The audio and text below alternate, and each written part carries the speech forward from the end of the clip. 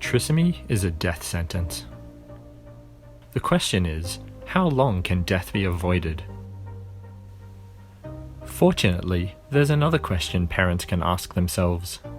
How much joy can I possibly fit into my child's life before they are taken from me? This question is the one you want to be asking yourself on a daily basis as the parent of a trisomy child. The other question is the one that just sits in the background at all times. It's the one that you know deep in your heart, in the back of your mind, the one that slowly tears you apart bit by bit, forcing the tears from your eyes at random times throughout the week.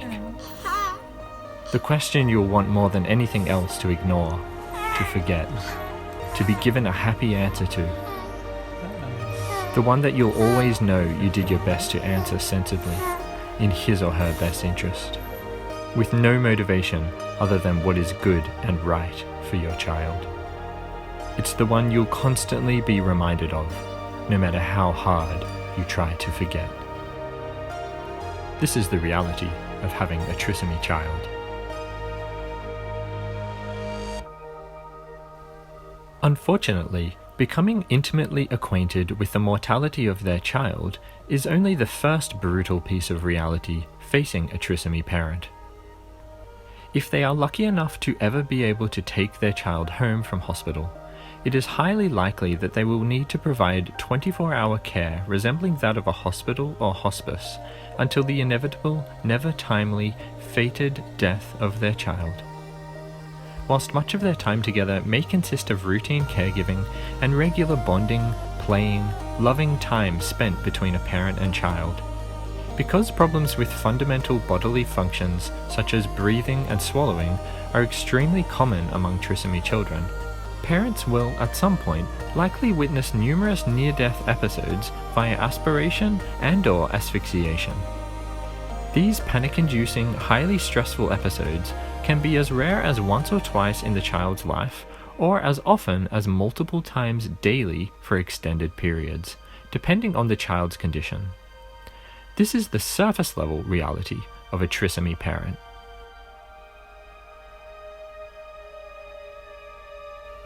Take one step down into the deep well of the trisomy life, and you'll find another massive challenge facing trisomy parents. Selecting the best life-sustaining treatment options for their child. As heart defects such as VSD, PDA, and ASD are very common in trisomy children, major invasive heart surgery is something that will need to be considered by many parents. Unfortunately, it is rarely as simple as scheduling the surgery with the local hospital. Hospitals often have varying policies and attitudes with regard to trisomy children, and some will either not be capable of performing the complex surgery required, or will have a policy against intervening with trisomy children, or both. Classifying major surgeries as life extension procedures, rather than simply necessary life-saving surgery. Trisomy is, after all, incompatible with life. The next step brings into view the long-term prospects of the child. If immediately life-threatening problems are able to be resolved, and the child is able to thrive, relatively speaking, parents will still face the fact that their child's mental and physical abilities will forever be strictly limited.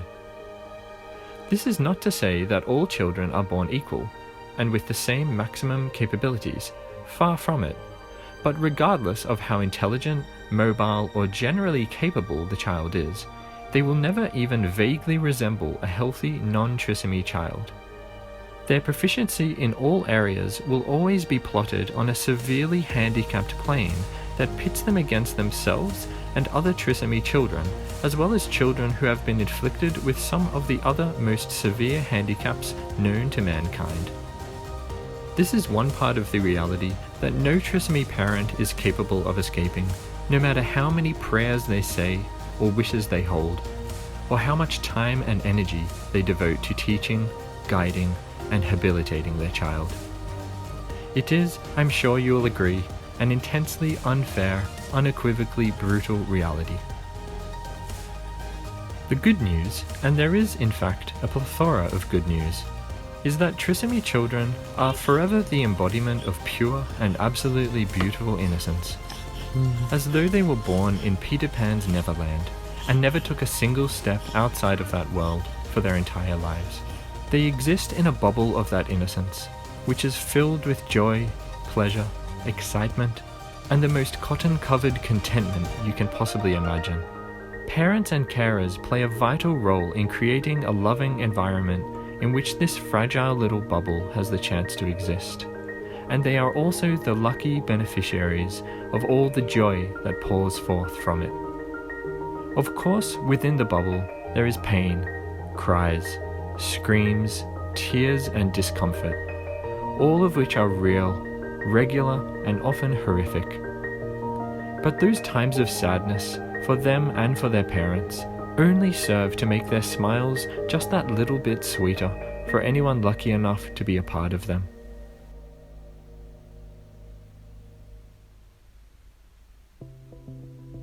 As a trisomy father, I cannot tell you that anything in this world means more to me than the smile of my son as he spots me out of the corner of his eye during one of his midnight semi-wake-up sessions.